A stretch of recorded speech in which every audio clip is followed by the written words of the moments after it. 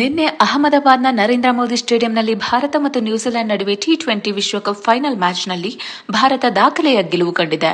ನಿನ್ನೆ Bharat batting, bowling ಮತ್ತು fielding 3 ವಿಭಾಗಗಳಲ್ಲೂ ಅದ್ಭುತ ಪ್ರದರ್ಶನ ನೀಡಿತು.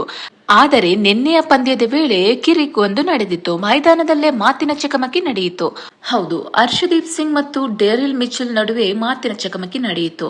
ನ್ಯೂಜಿಲೆಂಡ್ ಇನ್ನಿಂಗ್ಸ್ನ 11ನೇ ಓವರ್ನಲ್ಲಿ ಮಿಚೆಲ್ ಡಿಫೆಂಡ್ ಮಾಡಿದ ಬಾಲ್ ಹರ್ಷದೀಪ್ ಕಡೆಗೆ ಬಂದಾಗ ಹರ್ಷದೀಪ್ ಆ ಬಾಲ್ನ ನೇರವಾಗಿ ಬ್ಯಾಟರ್ ಮಿಚೆಲ್ ಅವರ ಬಳಿ ಎಸೆದರು. ಅದು ಮಿಚೆಲ್ ಕಾಲಿಗೆ ಬೀಳುತ್ತೆ. ಇದರಿಂದ ಮಿಚೆಲ್ ಕೋಪ ಮಾಡಿಕೊಂಡು ಕ್ರೀಸ್ ಬಿಟ್ಟು ಮುಂದೆ ಬರ್ತಾರೆ. ಮಿಚೆಲ್ ಸಿಟ್ಟಾಗಿದ್ದನ್ನ ನೋಡಿದ ಕ್ಯಾಪ್ಟನ್ ಸೂರ್ಯಕುಮಾರ್ ಯಾದವ್ ಅವರನ್ನು ಸಮಾಧಾನ ಪಡಿಸುವ ಕೆಲಸ ಮಾಡ್ತಾರೆ. ನಂತರ ಆನ್ ಫೀಲ್ಡ್ ಅಂಪೈರ್ ಹರ್ಷದೀಪ್ ಸಿಂಗ್ಗೆ ಕಿವಿ ಮಾತು ಹೇಳ್ತಾರೆ. ಇನ್ನು ಓವರ್ ಎಂಡ್ ಆದ ಬಳಿಕ ಡೆರಿಲ್ ಮಿಚೆಲ್ ಬಳಿ ಹೋಗಿ ಹರ್ಷದೀಪ್ ಸಿಂಗ್ ಸಾರಿ ಕೇಳ್ತಾರೆ. ಇಬ್ಬರು ಪರಸ್ಪರ ಶೇಕ್ ಹ್ಯಾಂಡ್ ಮಾಡಿ ಕ್ರೀಡಾ ಸ್ಫೂರ್ತಿಯನ್ನು ಮೆರೆದಿದ್ದು ಎಲ್ಲರ ಮೆಚ್ಚುಗೆಗೆ ಪಾತ್ರವಾಯಿತು. ಈ ದೃಶ್ಯ ಸದ್ಯ ಸೋಷಿಯಲ್ ಮೀಡಿಯಾದಲ್ಲಿ ಸಖತ್ ವೈರಲ್ ಆಗಿದೆ.